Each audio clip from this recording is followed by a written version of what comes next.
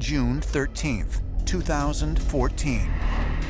Scientists researching the Earth's mantle announce that they have found what they believe to be a vast body of water, 3 times the volume of all of our oceans combined, contained within a mineral layer 400 miles inside the Earth.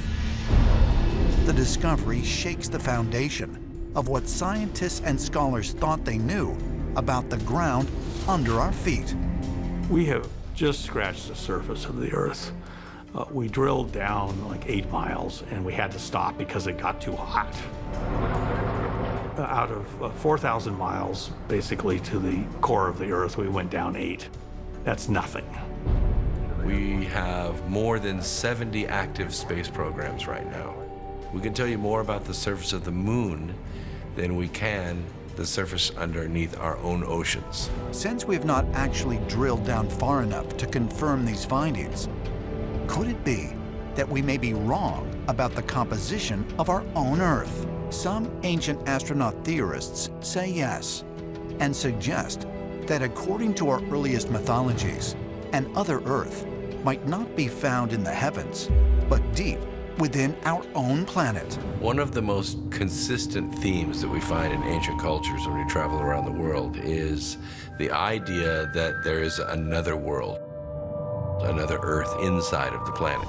Within Buddhism, there's stories of a place called Agartha, or Agarthi, which is an inner world, and it's inhabited too by people, and that they are an advanced race, and even that they have trains and vehicles that are moving through this inner Earth.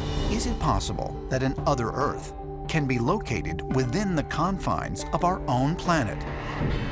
Historically, underground realms were not relegated to mere mythology. Well-respected scientists and mathematicians have long speculated about a theory that became known as Hollow Earth. The scientist Edmund Halley is most famous for Halley's Comet. He was also very interested in the Earth, and one of the challenges was trying to figure out what was the real structure of the inside of the Earth. He had a fascinating theory of not just a hollow Earth, but an Earth with multiple layers. 75 years later, 18th century mathematician Leonhard Euler put forth his own hollow Earth theory with no concentric shells and a sun at the center, spanning 600 miles. Euler was a gifted mathematician. He developed this idea that the planet Earth is not only hollow, but the poles are actually thinned. And there are actually entrances into the inner core at the north and south poles of the Earth. He imagined that there were advanced civilizations living inside the planet. Ideas of an occupied hollow Earth would be revisited nearly 2 centuries later in 1947, when famous polar explorer Admiral Richard Byrd flew reconnaissance missions over the North Pole.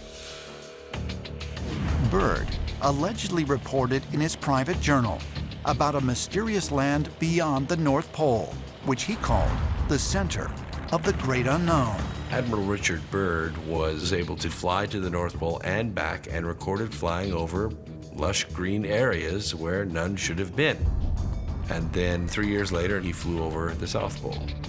It's rumored that when Admiral Byrd's task force actually got to Antarctica, that one of the first things they discovered was an entrance into a hollow Earth civilization that was populated by very, very advanced beings. Admiral Byrd made a lot of unusual statements, including talking about what he called a new kind of craft that could fly from pole to pole.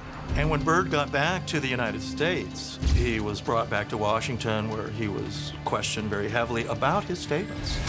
And allegedly, he was told to stop talking about this. Is it possible that entrances to another world can be found at the Earth's poles? And if so, did Admiral Byrd actually pass through one of them? According to some ancient astronaut theorists, such gateways do exist.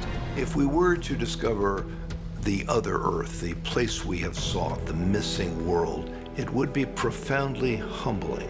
So this would be quite a paradigm shift. History would change in a very major way.